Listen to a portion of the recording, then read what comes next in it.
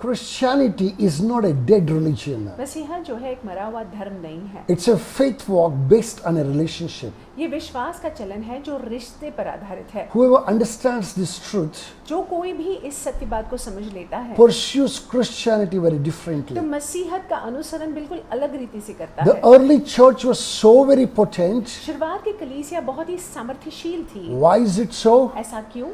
Because they had broken away from religion and they had established a relationship with God. क्योंकि धर्म के बंधन को तोड़कर उन्होंने परमेश्वर के साथ में एक रिश्ता को बांधा था। Their relationship with God, their encounter with God had made them to prioritize differently. और परमेश्वर के साथ में उनका रिश्ता, परमेश्वर के साथ में जो इनका अनुभव था, उसके वजह से चीजों को वो अलग रीति से देखते थे। In the list of priorities, church, the local fellow church played a very vital role. और देखा जाए तो कलीसिया जो स्थायी कलीसिया है वो बहुत ही महत्वपूर्ण किरदार को निभाती थी उनके जीवनों में। Yesterday we saw how it played an important role there. कल हमने देखा कि कैसे कलीसिया उनके जीवनों में बहुत ही महत्वपूर्ण थी। And in the list of priorities after the church, they considered the fellowship of saints as something very, very important. और कलीसिया के बाद संतों की संगति को उन्होंने मायने दिया। I want us to open to the same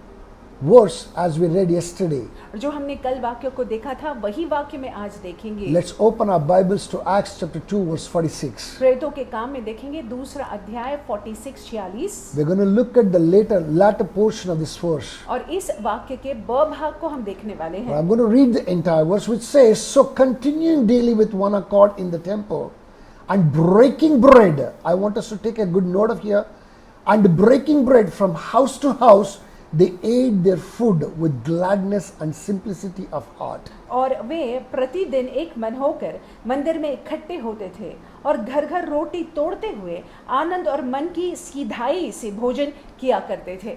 For them, church was not a club और उनके लिए कलीसिया एक क्लब नहीं थी where they come to pursue their interests. जहां वो आते हैं और स्वयं की बातों को देखना चाहते No, हैं। that it was not so. ऐसा नहीं था। They were very serious with God. परमेश्वर को लेकर वो बहुत ही ज्यादा They गंभीर थे। came hungering and thirsting for God and the things of God. वे परमेश्वर के लिए, परमेश्वर के बातों के लिए भूखे प्यासे होकर आते थे। And they were pursuing, along with that, they were pursuing a strong fellowship with each other. और इसके साथ जो है एक दूसरे के साथ संगति के लिए भी वो आते थे। Because they identified themselves being bound with one cord, one baptism, they all were baptized with. और वे समझ गए थे कि एक दूसरे के साथ वे बंधे हुए हैं, एक ही बपतिस्मा उन्होंने लिया हुआ है। 1 Corinthians chapter 12 verse 13 says something very beautiful. पहले कुरिन्थियों की किताब 12वां अध्याय और 13वें वाक्य में कुछ सुंदर लिखा हुआ In है। the NLT it says we have all been baptized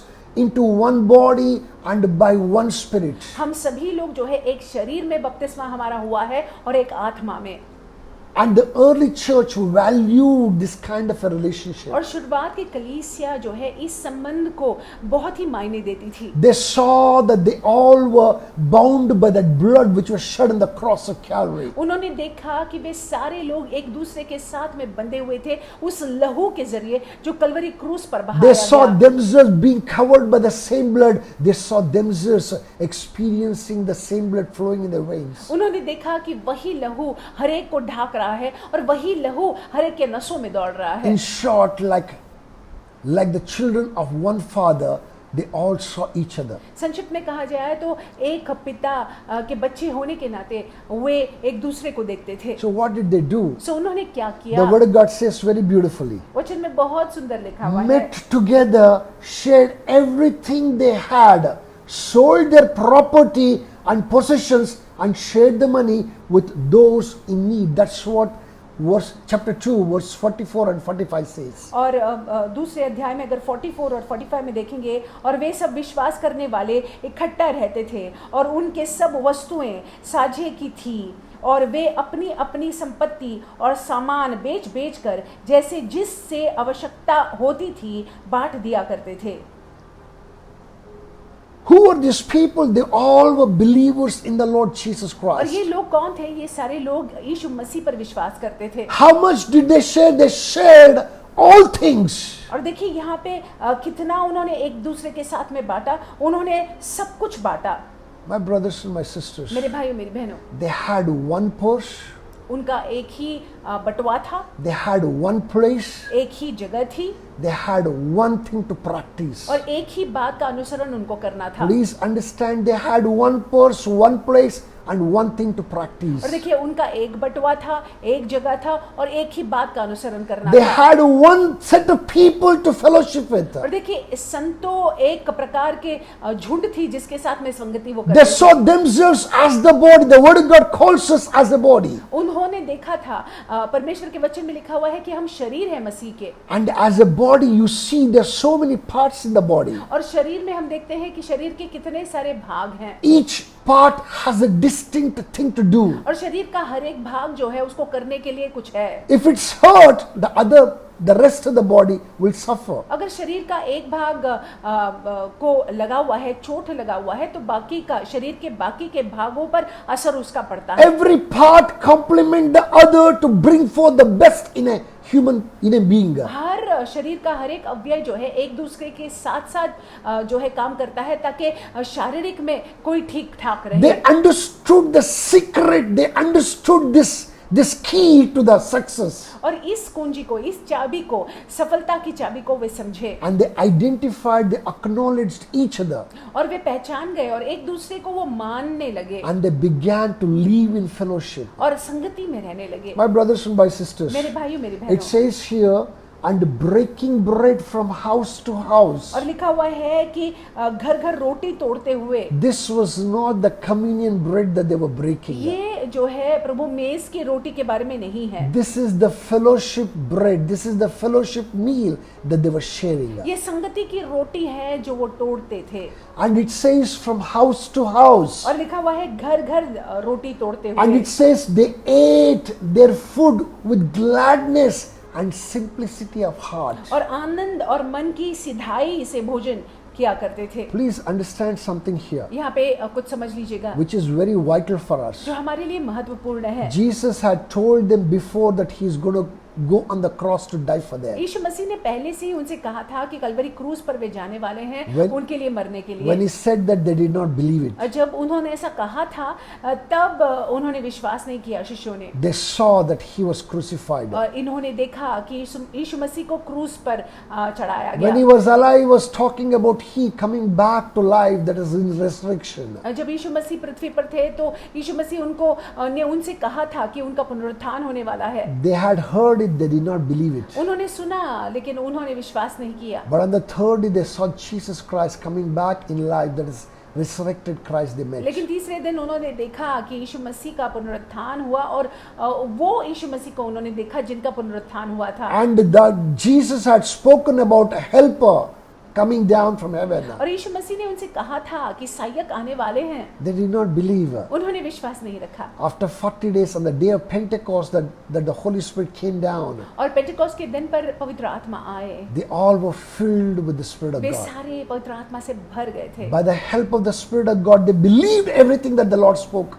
और पवित्र आत्मा की मदद से जो यीशु मसीह ने कहा था वो सारी बातों पर विश्वास करने And लगे। they were holding on to one thing. और एक बात को धरे हुए थे वे। And what was that one thing that they और were holding on to? कौन से एक बात को वे लोग धरे हुए थे? They were holding on to the promise of his coming back again. और ये बात कि यीशु ने कहा, वादा किया कि मैं वापस आने वाला हूँ। When everything had happened so beautifully and so sequentially, they thought that even the Lord's coming is very soon. All they need to do is nothing but just prepare themselves and be with each other in the fellowship. और जब सारी बातें जो यीशु ने कहा था वो सारी बातें हो गई और फिर जब यीशु ने ये भी कहा था कि मैं वापस आने वाला हूँ तो वे लोग जो है तैयार थे यीशु के आगमन के लिए। उनको लगा कि यीशु मसीह आने वाले हैं, इसीलिए वो एक दूसरे के संगति में इकट्ठे बने रहे। They had no selfish desires. उनकी स्वेच्छाएं कुछ नहीं थी। They sold everything that they had. जो कुछ भी उनके पास में था सब कुछ बेच दिया। They brought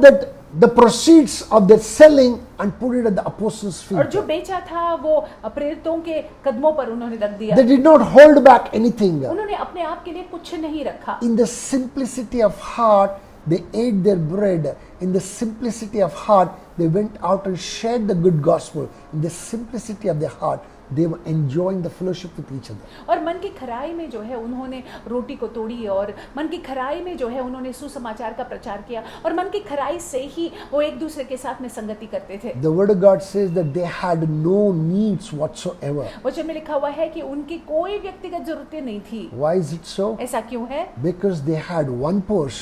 क्योंकि उनका एक बटुआ था, They were coming to one place एक जगह में वो आ रहे थे and they were practicing one thing. और एक बात का अनुसरण कर रहे थे। Today, that thing is missing today. आज जो है दिखाई नहीं देता ऐसा। In the church, as soon as the service gets over, कलीसिया में जब सभा खत्म हो जाती है we just run away. हम गायब हो जाते We हैं, just vanish. हम गायब हो जाते We हैं। have no clue who's sitting next to us. हमको ये भी मालूम नहीं रहता है कि हमारे बगल में कौन बैठा हुआ We है। come with a stern face and we walk out with a stern face. हम जो है बहुत ही एक कड़क रूप से आते हैं और ऐसे ही चले जाते हैं। We're just not interested in meeting anybody. हम किसी से मिलना नहीं चाहते We हैं, want to mind our own business. हम जो है अपना संभालते हैं।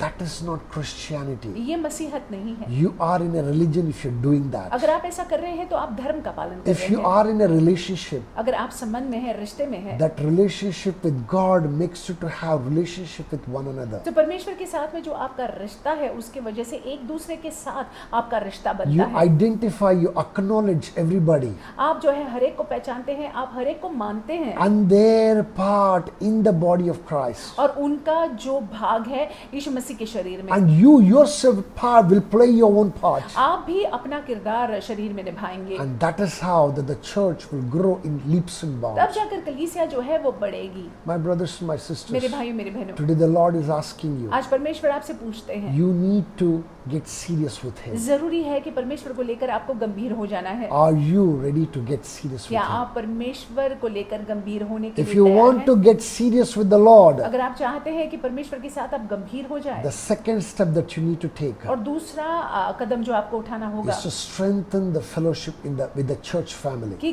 कलीसिया के परिवार के साथ में एक रिश्ते में आ You जाए। need to strengthen your relationship with your faith family. और देखिए आपके विश्वास के परिवार के साथ आपको अपना रिश्ता जो है मजबूत करना होगा। That fellowship is extremely important. वो संगति जो है बहुत ही महत्वपूर्ण है।